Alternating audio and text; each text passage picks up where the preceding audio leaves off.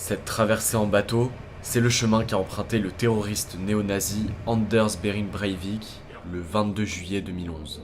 Sur ces eaux norvégiennes, il se rend à Utøya, une petite île paisible sur un grand lac à 40 km d'Oslo. Sa particularité, elle appartient à un parti politique, AUF, la Ligue des jeunes travaillistes. Il est 17h, la vie de centaines de jeunes présents pour un camp d'été vire au cauchemar. Un homme, habillé en policier, s'est donné pour mission de les tuer. J'ai vu deux personnes que je connaissais se rapprocher d'un officier de police. J'ai aussi vu ce policier sortir son arme et tirer sur eux. J'ai couru de la cafétéria où je me cachais dans cette direction, vers le lac. Les secouristes ramènent les corps de jeunes tués par balles. La Norvège subit la pire attaque de son histoire depuis la Seconde Guerre mondiale. Plus tôt dans la journée, le terroriste cible le bureau du Premier ministre. L'attaque à la voiture piégée fait 8 morts et 15 blessés. À Utøya, les jeunes encore en vie tentent de fuir par la mer, dans une eau à 14 degrés. Le tireur a traqué ses cibles pendant 1h30. 69 adolescents et membres du Parti travailliste sont abattus. À un moment donné, j'ai dû m'allonger et me cacher au pied des falaises. Le terroriste était assez proche et je n'avais plus d'autre choix que de nager.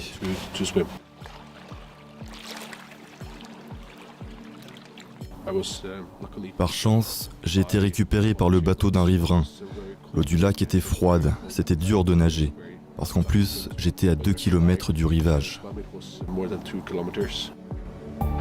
10 ans après, nous sommes retournés à Utøya pour comprendre comment cette génération s'est relevée.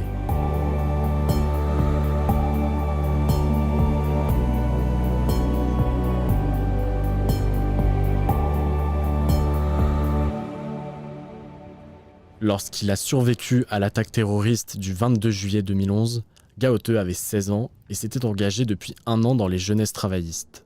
Il perd alors ses 2 meilleurs amis lors du massacre. Il se relève, aidé et inspiré par les autres membres du parti. En 2015, les activités ont repris à Utøya avec de nouveaux édifices. Gaute tenait à nous montrer ce bâtiment au centre de l'île. Ici se trouve le Hangdoset, c'est-à-dire le bâtiment qui conserve la mémoire. Tout est conservé en l'état depuis 10 ans. Les survivants et le parti ont fait de l'ancienne cafétéria un lieu de mémoire. Chaque pilier en bois à l'intérieur représente une victime, et les piliers plus fins les survivants. L'idée est que les survivants du camp d'été encerclent ceux qui ont perdu la vie. Pour moi, cette construction est importante, tout comme pour AUF. Ici, les impacts de balles sont gravés dans le mur. Ils ont souhaité conserver les stigmates du massacre, notamment pour les générations futures. À 26 ans, le vice-président d'AUF, la Ligue des jeunes travaillistes, donne une conférence sur l'île où il a failli perdre la vie. C'est lui, désormais, qui motive les jeunes de son mouvement. Il veut faire comprendre aux membres d'AUF qu'ils sont ici, chez eux. C'est important pour moi que chacun se sente ici à sa place, comme à la maison. Il n'y a personne dans cette salle à qui l'île appartient plus qu'à un autre. Face au traumatisme du parti, le vice-président se fait le porte-voix de la lutte contre le racisme et la radicalisation. Les fascistes jouent avec la peur des gens. Ils disent « ça va aller, nous allons vous protéger contre vos peurs, nous prendrons soin de vous ». Les conférences sur l'île permettent aux jeunes du parti de se rencontrer et se forger une opinion politique. Utøya, c'est aussi un camp d'été qui attire des centaines de jeunes de tout le pays depuis 1950. Les leaders travaillistes transmettent leur engagement vers ceux qui représentent l'avenir du mouvement. Au sein d'AUF, ces adolescents forment le plus grand parti de jeunes du pays avec plus de 10 000 membres.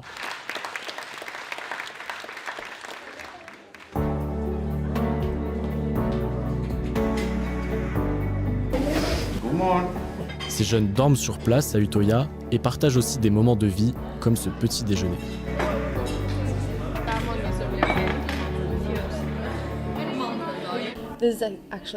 C'est la première fois que je me rends ici. Dès que je suis sortie du bateau, ça m'a paru irréel. Et quand j'ai posé les pieds sur l'île, j'avais plein de choses en tête. Je suis très fière d'être membre d'AUF. J'ai vraiment apprécié le discours de Gao-tu. Les choses dont il a parlé étaient importantes. C'est la 5e fois que je viens ici, donc je commence à être habituée. J'aime beaucoup aller sur l'île. Elle représente 2 lieux différents pour moi. Parce que vous avez le parti aujourd'hui avec tous mes amis et vous avez aussi le côté historique d'Utoya. Cet arbre fait le lien entre survivants et nouveaux membres. Chacun peut accrocher ou lire un message. Tu es fort, tu n'es pas seul, on est là pour toi. Ce sont vraiment des messages importants. Être ici à Utoya, c'est si paisible, la nature est belle, il y a de merveilleuses personnes. C'est difficile à imaginer toutes les choses qui se sont passées ici.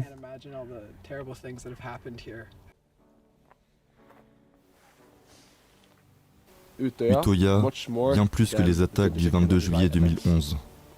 Continue comme ça. À 2 pas, autre lieu de mémoire. Tous les noms des victimes d'Utoya sont inscrits sur ce cercle infini. Pour moi, c'est important de pouvoir venir ici, réfléchir et avoir un moment tranquille. Ce qui est étrange pour moi, c'est que les noms de mes 2 meilleurs amis sont inscrits sur cet anneau. Ils n'avaient que 15 et 17 ans.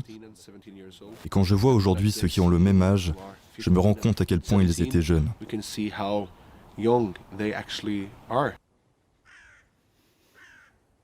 C'est un lieu de recueillement où personne n'est mort.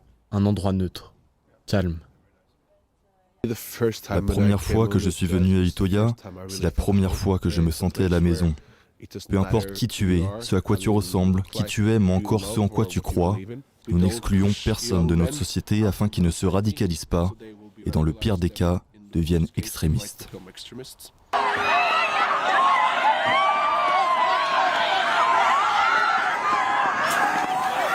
L'extrême droite en Norvège menace encore la gauche et les minorités. Comme le groupe anti-islam Sian, un des plus influents en Europe. L'organisation provoque, comme lorsque son leader Lars Thorsen traîne un courant en public. Les manifestations contre le groupe sont fréquentes. Sian est contesté et représente toujours un risque pour une grande partie de la population. Des débordements ont souvent lieu quand le leader réunit ses membres devant le Parlement pour diffuser leurs discours islamophobes.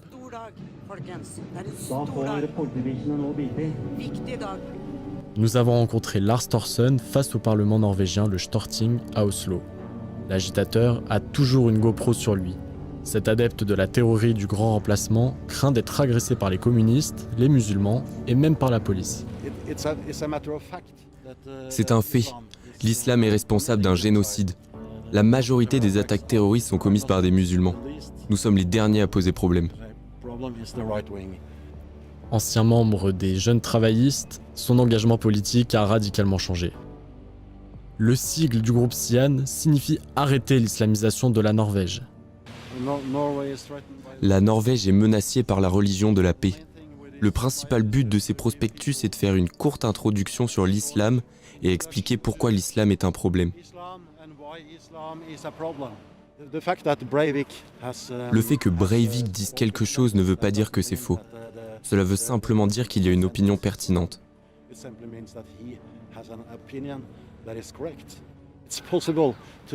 On peut être un tueur de masse, un lunatique et avoir une part de vérité. La plupart des activistes d'extrême droite, dont les radicaux et les plus virulents, ont tendance à se désolidariser des actions de Breivik, mais pas de son idéologie. Les tueries de Breivik n'ont pas éteint la haine anti-islam, au contraire. Ce journaliste de la chaîne nationale TV2 a été visé par des propos xénophobes lors de la couverture d'une des manifestations de Sian. D'un seul coup, j'ai entendu mon nom. Je me suis tourné et une membre de Sian m'a interpellé directement, ce qui est peu commun. Ma réaction immédiate a été de sourire et d'acquiescer. Là, elle m'a demandé si j'étais un Pakistanais. J'ai dit oui. Et elle m'a dit « Qu'est-ce que foutent les Pakistanais en Norvège ?» Kadhafi Zaman n'est pas le seul à avoir reçu des menaces d'extrémistes. Au Parlement, Mani Husseini, député et ancien président des Jeunes Travaillistes, a subi des attaques sur ses origines kurdes syriennes et ses positions politiques. Mon nom est Mani Husseini, ce qui n'est pas un nom norvégien habituel, il sonne exotique. Le député Husseini est athée, mais certains affirment qu'il va instaurer la charia en Norvège. Les réseaux sociaux relaient des messages d'une grande violence de la part de ses opposants. Le comité électoral m'avait suggéré comme nouveau président d'AUF, et là, ce gars écrit que le comité électoral devrait être tué. Il est même caricaturé en singe. Fais attention à ce que tu dis, Husseini. Sinon, cela sera pire pour toi. Rappelle-toi, nous sommes bien plus nombreux que toi. Et nous allons te mettre à terre. Ma façon de me protéger, c'est de ne pas lire les messages et d'en faire abstraction. Les extrémistes estiment qu'il est plus dur d'exprimer leur opinion depuis 2011. Au sein du gouvernement, la liberté d'expression, y compris sur les réseaux sociaux, est une priorité. Mais la question des menaces reste préoccupante. Ma mission, ici, au Parlement, est de m'assurer que tous les Norvégiens sont en sécurité. Twitch, Discord, TikTok, Instagram, toutes ces plateformes attirent les organisations et individus qui essayent d'influencer, de radicaliser et de recruter d'autres gens dans leur rang. Bouquet de fleurs à la main, Gaute fête la victoire de Jonas Gahr Støre, le nouveau Premier ministre, qui a remporté les élections en septembre dernier. Le chef du gouvernement norvégien a accepté de nous répondre sur les menaces que font peser les extrémistes. Il faut toujours être vigilant, il faut comprendre les menaces, il faut les confronter.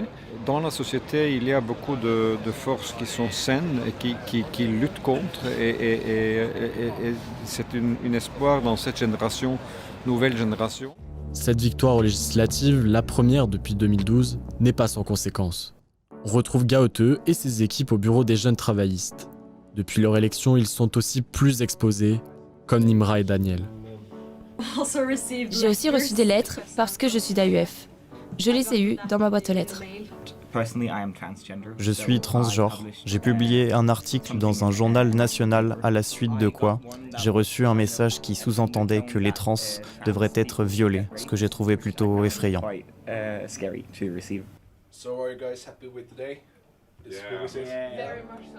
Les membres du bureau d'AUF s'entraident lorsqu'ils font face aux menaces.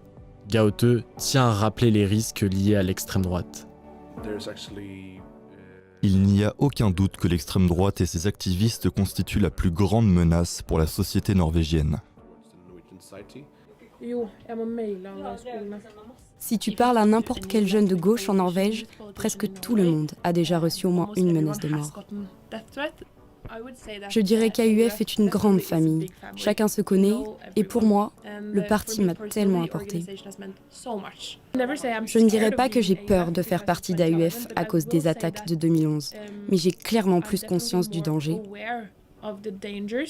Comme nous le constatons ces 10 dernières années, le mouvement social-démocrate norvégien a survécu aux attaques visant notre mouvement, notre organisation et notre combat continue. Les jeunes travaillistes se sont engagés au sein d'AUF pour diverses raisons. Les AUFers ont des parcours différents, mais toutes et tous se rejoignent sur des valeurs de gauche. Au pied de la cathédrale d'Oslo, le jardin des Roses de Fer est un endroit hautement symbolique. C'est aussi un lieu cher à Ailina, jeune militante de 20 ans.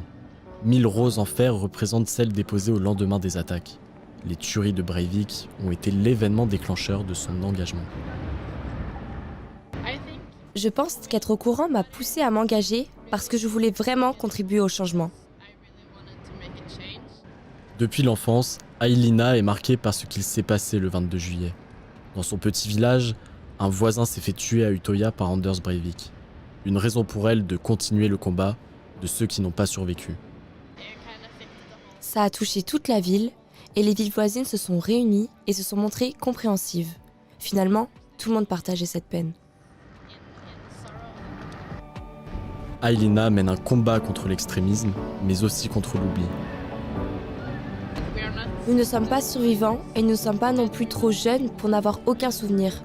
Nous formons en quelque sorte le lien entre les deux. J'ai l'impression que c'est le rôle de ma génération de transmettre l'histoire de ceux qui ont survécu, mais aussi des victimes.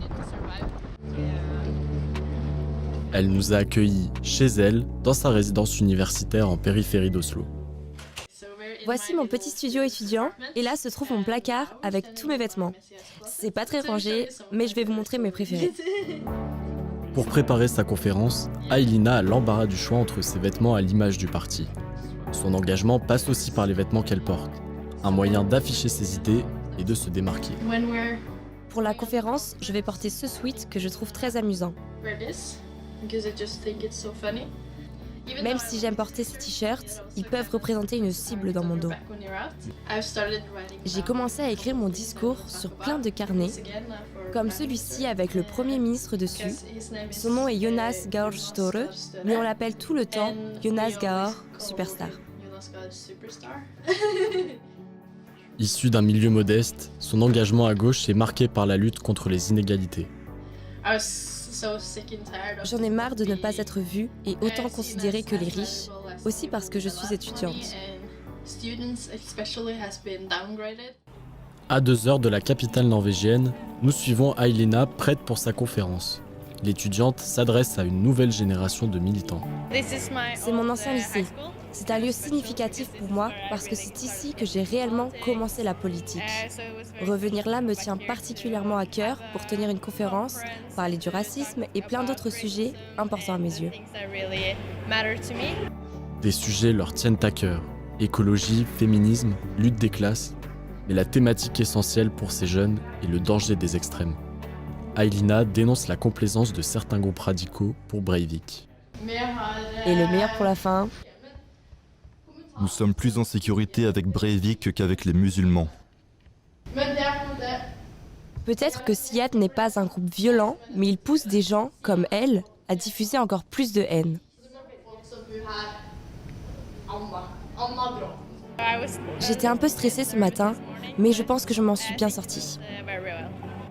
En Norvège, tous les lycées organisent leur propre élection avant chaque scrutin national. Si j'ai un message à faire passer aux jeunes Norvégiens et Norvégiennes, engagés ou non en politique, c'est de ne pas avoir peur de prendre position et libérer la parole sur les sujets qui les concernent. Après une matinée politique, ils se retrouvent ensemble à l'heure du repas. Finalement, les tueries de Breivik ont davantage soudé le parti. Je trouve cela super sympa. Nous apprenons à nous connaître, découvrir nos centres d'intérêt et reconnaître AUF en tant qu'organisation à part entière. Aylina est la référente locale au niveau des questions de discrimination et d'extrémisme. Elle a vraiment saisi l'essentiel des enjeux. Leur appartenance passe aussi par des activités plus ludiques. Mais la politique n'est jamais très loin. Par exemple, ce sweat que vous avez remarqué, je l'ai eu quand on a manifesté contre un groupe. Aylina en a parlé. Il s'appelait Sian. Les produits dérivés sont un moyen d'occuper l'espace public, particulièrement dans un contexte électoral. C'est mon sticker préféré. Tu peux t'identifier à notre Premier ministre. Dans toutes les écoles où nous nous rendons, il y a des stickers d'AUF partout. En fait, Aylina et moi, nous travaillons sur un projet où nous allons dans les écoles pour parler de ce qu'il s'est passé le jour des attaques.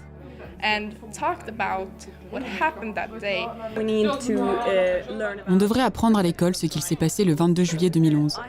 Quand j'ai reçu mon diplôme au lycée, je n'avais pas entendu parler une seule fois de ces attaques en cours.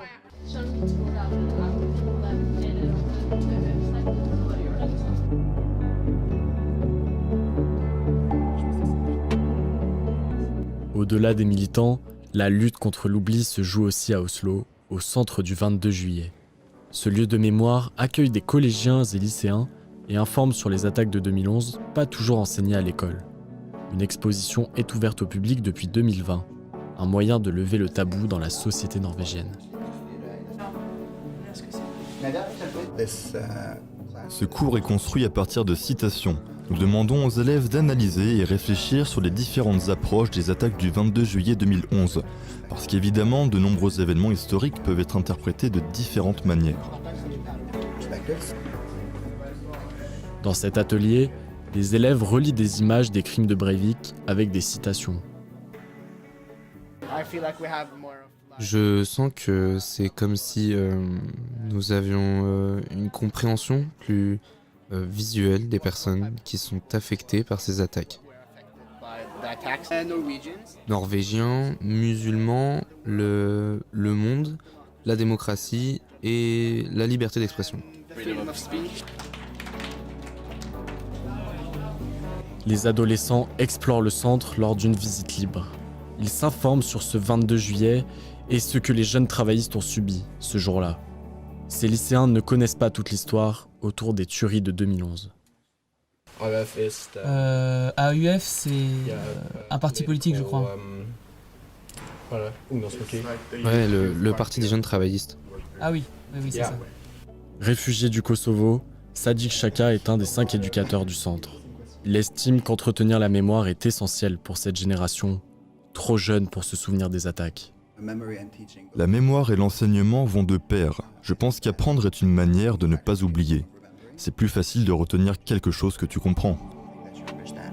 Si cette classe est présente ce jour-là, c'est aussi pour une raison particulière. Une des victimes à Utoya était une élève dans notre école et nous en avons parlé en amont. Cette jeune fille a eu des funérailles très particulières. Elle était la première de toutes les victimes à être enterrée pendant une cérémonie partagée entre un prêtre chrétien et un imam musulman. Pour moi, c'est important d'amener mes étudiants pour leur montrer qu'on peut vivre ensemble et changer les choses. Ces adolescents de 14 ans s'identifient plus que jamais aux victimes. C'est un sujet vraiment sensible. Bah oui, ça aurait pu être nous, ils avaient notre âge. Notre école nous a instruits, mais en dehors, on a tendance à oublier ce qui s'est passé. Et plusieurs interprétations existent. Dans le débat public, plusieurs théories s'opposent sur les motivations de Breivik. Certains croient que c'était une attaque visant la démocratie, mais d'autres estiment que c'était principalement une attaque contre le parti travailliste. Donc vous voyez, il existe différentes confrontations dans le débat public pour interpréter et comprendre ces événements 10 ans après. La Norvège tout entière a été touchée par les attentats les plus violents de son histoire récente. Beaucoup souhaitent rappeler que les attaques de 2011 visaient les jeunes travaillistes. Le plus important, c'est que l'attaque était calculée. C'était un acte extrémiste nourri et préparé que la société a laissé se construire. C'est un acte politique et motivé contre AUF parce qu'ils détestaient ce que nous défendions. Ils ont été tués parce qu'ils étaient membres d'AUF. À la demande de son mouvement de jeunesse, le Parti travailliste s'est engagé à créer une commission sur l'extrémisme et la radicalisation en prévention d'éventuelles attaques. Peut-être qu'une commission qui se focalise sur l'émergence et le développement des mouvements d'extrême droite serait utile. Ça serait intéressant de voir les progrès au niveau politique, mais j'ai grand espoir pour l'avenir. Retour à Oslo, où des traces de l'explosion sont toujours présentes.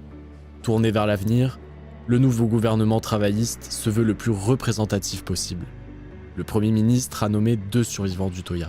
J'ai dans mon cabinet, dans mon gouvernement, 2 membres, 2 jeunes membres qui ont survécu Utoya, qui sont parmi une génération nouvelle avec beaucoup de responsabilités, beaucoup d'ambition et beaucoup d'expérience. AUF a montré que ce qu'il a essayé de détruire, il n'a pas réussi.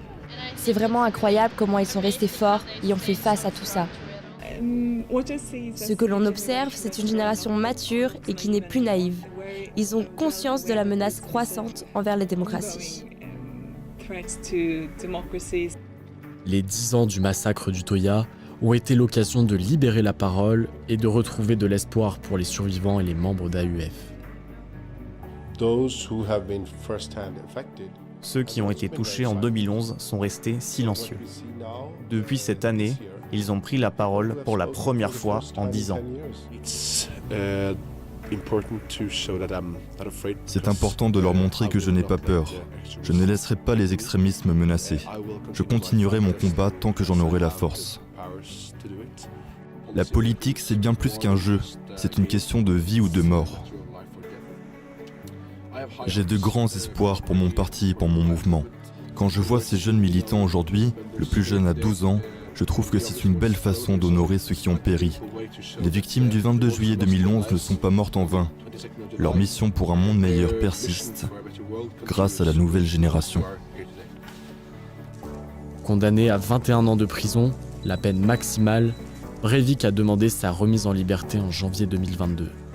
À son arrivée dans la salle d'audience, il a de nouveau affiché ses idées néo-nazies, comme lors de son procès. Anders Behring Breivik pourrait être libre dans 10 ans.